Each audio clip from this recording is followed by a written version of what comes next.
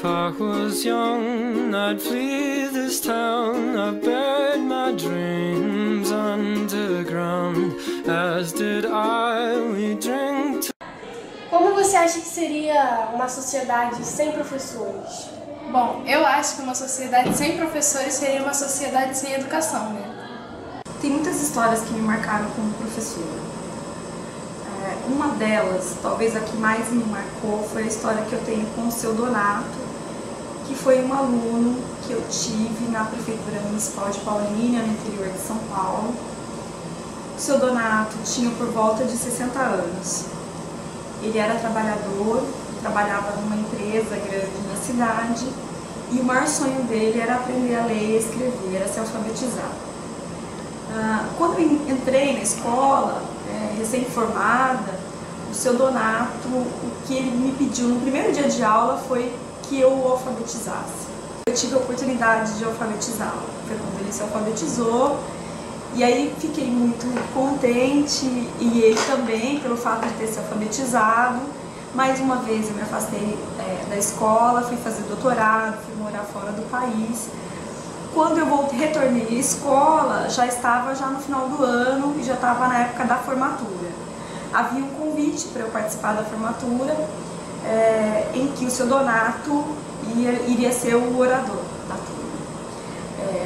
E aí, quando eu encontrei, fiquei muito feliz. Oi, seu Donato, que bom que o senhor está aqui, que bom, né, que o senhor está se formando.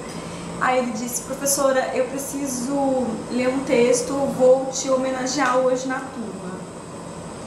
E aí, na hora da formatura, ele desdobrou aquele texto que a gente tinha lido lá no começo do processo de alfabetização, que era a prece irlandesa.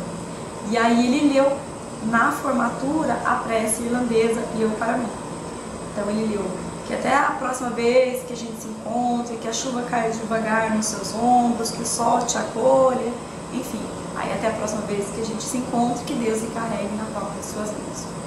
E ao ler esse texto, o que mais me deixou contente, mais do que o seu Donato se alfabetizar, foi principalmente o fato daquele processo de alfabetização ter sido significativo para ele, ter marcado a história de vida dele.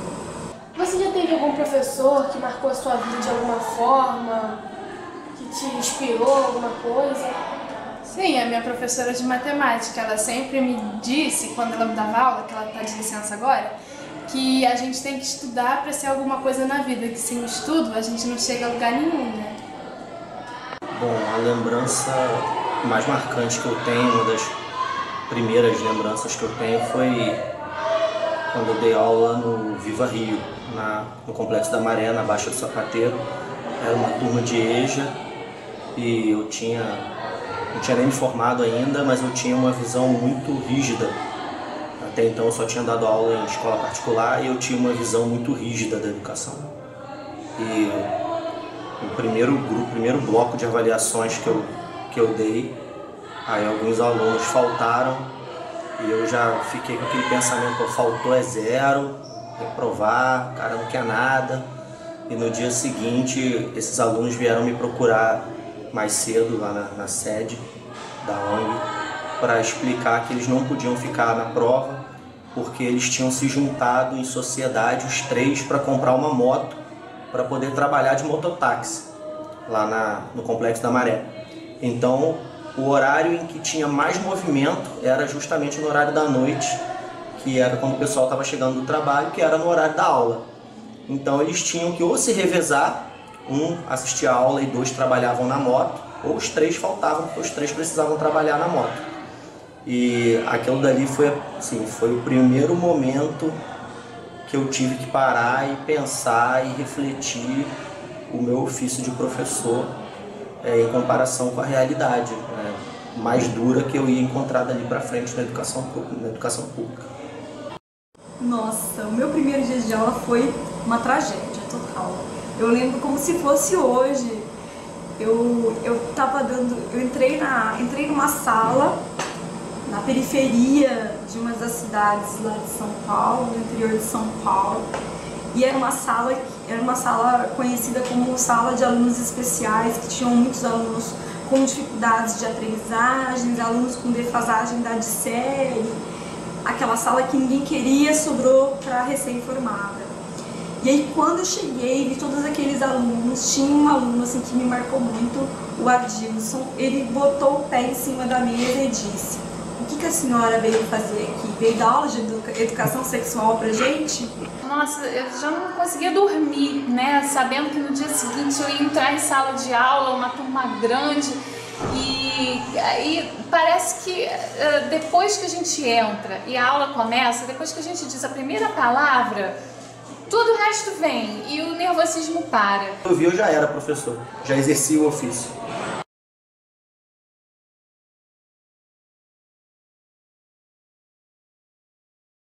Qual é o papel da escola? Que escola é essa que a minha prática constrói?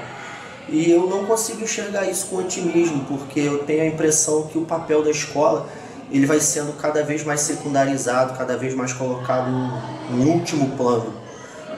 Então não consigo, e isso é uma das coisas que eu tenho que lutar contra diariamente para poder tentar continuar fazendo um bom exercício do ofício de professor. Que é o maior desafio da profissão, que se configura como o maior desafio, do meu ponto de vista, é reativar ou reconfigurar a valorização social do professor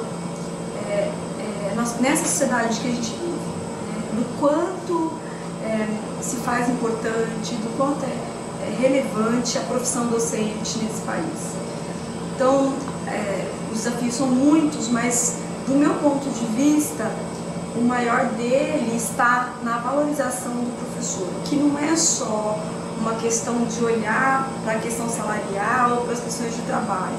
É também isso, mas é também e principalmente reconhecer a importância desse profissional na estruturação da sociedade, na história da humanidade, na configuração social que a gente tem. Embora eu continue gostando da profissão, do ofício, e exercendo e buscando melhorar a minha prática, mudar a minha prática, aula após aula, ano após ano, eu não consigo enxergar a educação com otimismo. Eu olho para frente, eu vejo como a sociedade se comporta com relação à escola, como a classe política se comporta com relação à escola, como as famílias se comportam com relação à escola, os próprios colegas, professores, os próprios alunos, enfim, a sociedade como um todo enxerga a escola, e eu fico com a sensação de que ninguém sabe hoje para que serve a escola mais. Dificuldades, né, de uma realidade que se torna cada vez mais complicada, mas é uma profissão, por outro lado, bem gratificante. Eu já tive uma professora de ciências lá do Ronald, que ela dá aula lá. O nome dela é Jéssica, ela já me inspirou muito, porque além de ser professora, ela era minha amiga também.